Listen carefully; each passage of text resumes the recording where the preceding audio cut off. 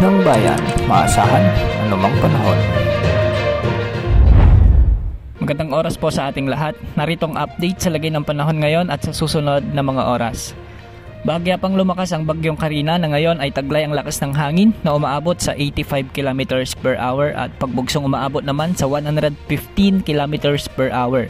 Huli itong namatan ng Pag-asa sa layong 375 km silangan ng Kasiguran, Aurora. Sa mga oras na ito ay halos hindi ito kumikilos o almost stationary. Sa ngayon, wala pa namang nakataas na anumang wind signal sa anumang bahagi ng ating bansa. Inaasahan na magkakaroon ito ng rapid intensification sa mga susunod na araw hanggang sa maabot nito ang peak intensity na typhoon category. Para sa track forecast nito, inaasahan na patuloy itong kikilos ng north-northwestward mula ngayong araw hanggang sa araw ng Martes. Mananatili namang malayo ang sentro nito sa kalupaan ng bansa at inaasahang lalabas na ng ating area of responsibility sa araw ng Miyerkules o umaga ng Huwebes. Patuloy itong kikilos ng pailagang direksyon at posibleng daanan ang Ryukyu Island sa Japan hanggang sa maglandfall naman ito sa eastern China. Inaasahang magiging severe tropical storm ito ngayong gabi at posibleng maging typhoon category naman bukas ng gabi. Dahil sa malawak na kaulapan nito, inaasang mararamdaman na ang mga pag-ulan sa Cagayan Valley, Bicol Region, Aurora, Quezon at nalalabing bahagi ng Cordillera Administrative Region.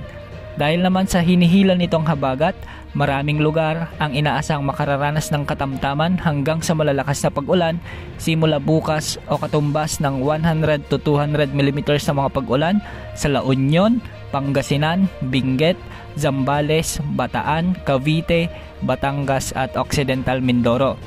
Posible naman ang mahihina hanggang sa minsan ay malalakas na pag-ulan o katumbas ng 50 to 100 mm na mga pag-ulan sa Metro Manila, Rizal, Laguna, Pampanga, Tarlac, Nueva Ecija, Bulacan, Abra at natitirang bahagi ng Ilocos Region kasama na ang Calamian Islands.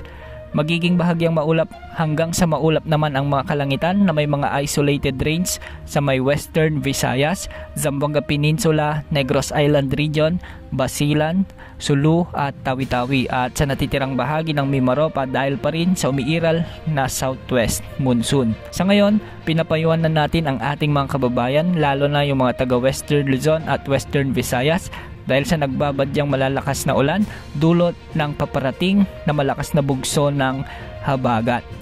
Yan ang update sa lagay ng panahon. Ito po ang weather update ng bayan. Maaasahan anumang panahon.